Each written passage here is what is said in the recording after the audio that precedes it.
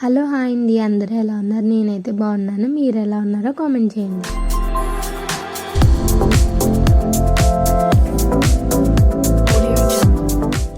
Hi అండి, అందరూ ఎలా ఉన్నారు? నేను ఒక కాలేజ్ నుంచి అంటే ఒక 3-4 ఇయర్స్ నుంచి నేను ఈ రోజ్ హిప్ సీరం అనేది అప్పుడప్పుడు వాడుతూ ఉంటానండి.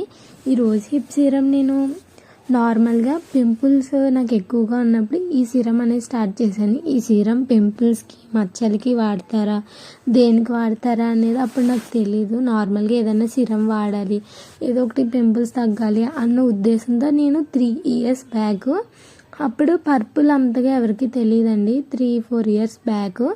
ఇప్పుడైతే అందరికీ తెలుసు కదా, యాడ్స్లో అది చాలా ఎక్కువ వస్తున్నాయి, ప్రొడక్ట్స్ కూడా ఎక్కువ సేల్స్లో కూడా ఉన్నాయి కదా. నేనైతే అప్పటి నుంచి సిరమే వాడతానండి. నాకైతే బాగా నచ్చుతుంది ఈ సిరము.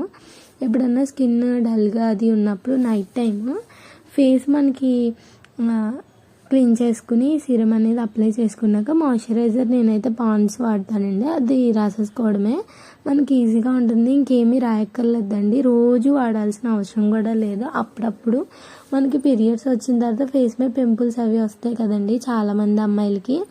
ఆ తర్వాత కూడా నేను ఈ సిరం అనేది వాడుతూ ఉంటానండి. నాకైతే కొంచెం అవి తగ్గుతున్నట్టుగా అనిపిస్తాయి. అప్పటి నుంచి నేను ఈ ఒక్క సిరమే వాడతానండి, ఇంకే సిరం అయితే నేను వాడను.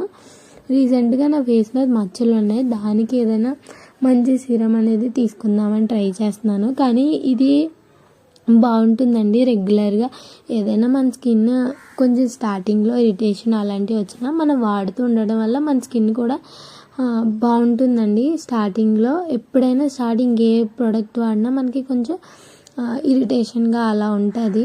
మరీ ఎక్కువగా ఉన్నప్పుడు ఖచ్చితంగా మనం మానేయాలి. ఇదైతే నా బెస్ట్ రికమెండ్ అండి. మీకు ఎవరికైనా స్కిన్ డల్గా ఉన్నా, ఏదైనా మంచి సీరం వాడాలి, కొత్తగా ట్రై చేయాలనుకున్న వాళ్ళు ఈ సీరం ట్రై చేయండి. Thank you. సబ్స్క్రైబ్.